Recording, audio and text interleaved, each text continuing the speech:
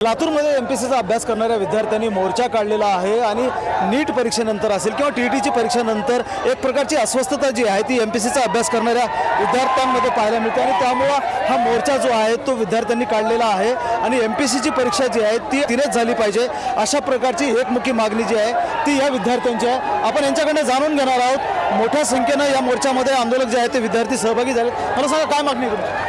Sir, आमची सगळ्यात पहिल्यांदा ही मागणी आहे की बरेच दिवस झालं आयोगाने सांगितलं होतं सरळसेवा वगैरे आता लवकर काढणार आहोत आणि ती आम्हाला वाटलं ती एक्झाम जे आहेत ते सरळसेवा निघाल्यानंतर ऑफलाईन होतील, परंतु आयोगाने एका रात्रीतच निर्णय असा काढला की परीक्षा ऑनलाईन होणार आहेत।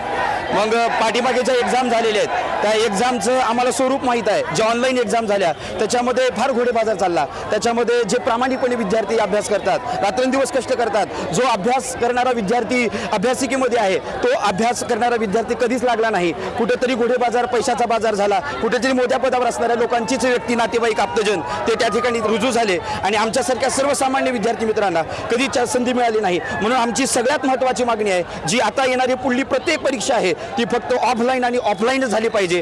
कारण याच्यामध्ये सर सगळ्यात महत्त्वाचं म्हणजे नॉर्मलायझेशन नावाचा एक प्रकार आहे। तो नॉर्मलायझेशन नावाचा प्रकार असा आहे की जर एखाद्या विद्यार्थ्याला 190 मार्क असतील तर तो 100 वरती येतो नॉर्मलायझेशन झाल्यानंतर आणि 100चा 190 वर जातो। कुठेतरी वाटतं अभ्यास केला 190 मार्क।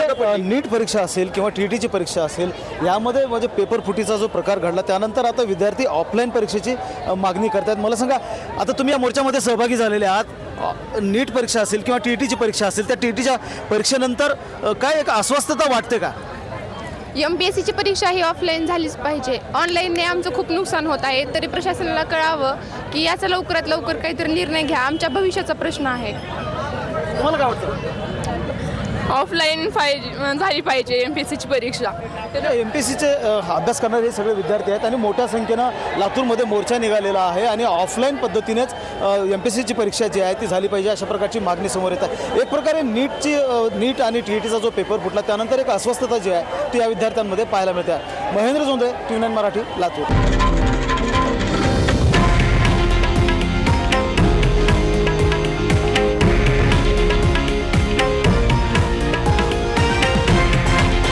हे आहे देशातील नंबर 1 न्यूज नेटवर्क आणि आपण पाहत आहात TV9 मराठी, एकमेव।